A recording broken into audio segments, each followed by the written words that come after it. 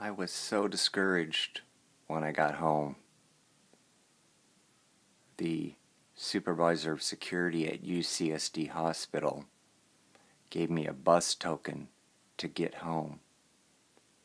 I was late for a very important interview on the telephone, and fortunately I was able to complete that interview even though it was an hour late, because I had taken so much time in my despondency and grief trying to get the hospital staff at UCSD to help me retrieve my wallet, and they just wouldn't help me. The supervisor gave me a bus token to go home, and I left without my wallet. And while I was there, I had suggested that they could review the videotape at the pharmacy window and they could easily see what had happened to my wallet. And the pharmacy staff said, "Oh, they don't have the ability to review videos like that." After I got home, I was so discouraged and depressed that I had been abused in the manner, physically, mentally, spiritually, in every way, by these security guards at the hospital who really acted more like Nazi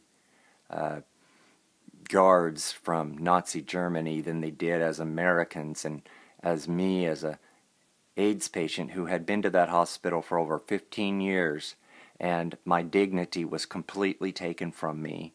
The idea that they could just try to physically grab my iPad and take my camera from me and tell me I don't have any rights, and it's just disgraceful, the violations of the law that occurred. And it's incredible that my timing was such that I was able to catch almost all of this on film as it was happening, because most people wouldn't believe that this would be happening in the United States and at a hospital that claims to be one of the top hospitals for providing care for patients in the United States, and getting top ranks for the quality of its care for patients. And then when you see things like that occurred on this video, it just shocks the mind about the deception that's going on behind the public claims of these massive corporations that are running these hospitals, and the real behind-the-scenes treatment of patients, average Americans like me who don't have much in this life, but we have to be out fighting to take care of ourselves, because the system is geared to destroying us while they profit from our demise. After I got home about an hour and a half, the phone rings, and it's that same supervisor on the phone, and he says, "We have your wallet." And I said, "Oh, well, where was it?" And he said, "We got the woman who took your wallet." And I went in and I was able to review the video of the pharmacy window, and we watched her as she took it. Just 3 minutes from the time that you left the window to the time that she left. It was a 3-minute period of time. And the whole time that I was up there being abused and degraded and manhandled and threatened by these security guards, they could have simply done what they should have been doing towards a crime victim, which I was the victim, and they could have gone up there and reviewed that video, and they could have apprehended that woman, and they could have ended all of my suffering. But instead they wanted to torment me, belittle me, call me names, mock me as I'm weeping over the stress of having my wallet and everything in it taken, and I did not know how to get home.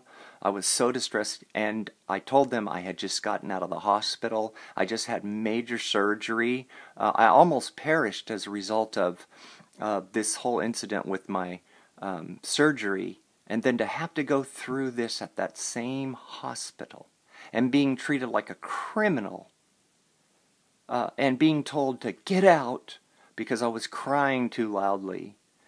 This is really just an incredibly disgraceful event, and something needs to be done about it. And the fact that this other supervisor was able to so easily get on their video after they said in front of me when I was there, "Oh, we don't have the ability to do that."